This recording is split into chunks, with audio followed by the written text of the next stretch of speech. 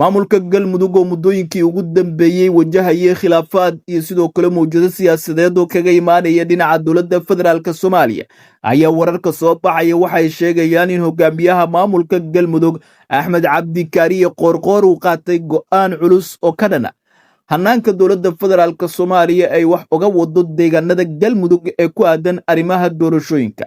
Madaxweyne Axmed Cabdi Kaariye Qoorqoor oo 4 sano aynu ka soo gudubnay si toos ah ula shaqeynayay dowladda federaalka Soomaaliya iyo madaxweyne Xasan Sheekh Maxamuud ayaa waxa la soo warinayaa in markan isaga iyo madaxweyne Xasan Sheekh Maxamuud uu soo kala dhaxgalay khilaaf aad u xoogan. madaxweyne Xasan Sheekh Maxamuud iyo tiimkiisa ayaa la sheegay in ay markaasi galmudug u diyaarinayaan ama ay markaasi go'aanba ku gaareen inay u dhisaan musharax kale oo aan ahayn Axmed Cabdi Kaariye Qoorqoor oo 4 sano ee la soo dhaafay isagu ahaa markaasi shakhsiga ay filo Soomaaliya u sheegayso inuu yahay musharaxa xisbiga JSB ee madaxweyne Xasan Sheekh Maxamuud ee galmudug markaasi uga tartamaya. laakiin maalmihii ugu dambeeyay waxaa soo baxay isbeddel weyn oo ku yimid dhammaan hanaankii ay wax ku socdeen ee Qoorqoor iyo sidoo kale Xasan Sheekh Maxamuud.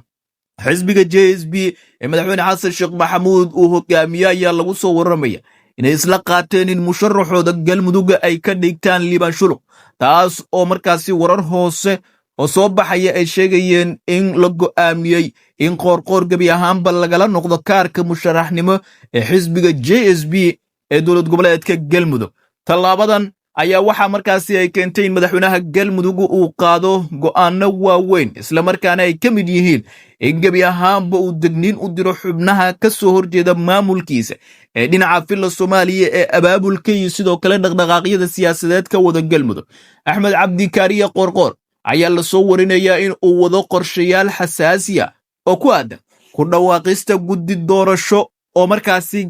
galmudug ka qabanaya doorasho madaxweyne iyo sidoo kale mid baarlamaan iyo mid gudoomiyaha baarlamaanka. Tallaabadan ayaa dad badan ku tilmaameen inay la mid tahay midii uu lafta gareen horay u qaaday isla markaana suuragal ka dhigaysa in Axmed Cabdi Kaariye Qoorqoor sidii lafta gareen oo kale meesha looga saaro. laakiin dad badan waxa ay qabaan in Qoorqoor uu lafta gareen la mid ahayn isagoo haysto taageero weyn oo dhinaca siyaasiyiin markaasi rugcadaa iyo saraakiil muhiim ah oo galmudug ka soo jeeda. waxaana dad badan ay qabaan in madaxweyne Xasan Sheekh Maxamuud oo muddaxileedkiisa uu dhammaaday aysan u sahlanaan doonin sidii lafta gareen oo kale in Qoorqoorna uu meesha kaga saaro. gudaha wixii ka soo kordha galmudug iyo sidoo kale xaaladaha ka taagan koonfur galbeed ilaa iyo gobolka Sanaag xiisada dagaal ee ka soo kordhay wararkeena dambe ayaad ku daawan doontaa. muuqaalka like sar aragtidaada qaybta faallada ee commentiga nagula wadaag. haddii aad hore nala joogto ku maasantahay, haddii aad nala joogina nagu soo biiro calaamadda subscribe-ka noo taabo, muuqaalkana sii share gare.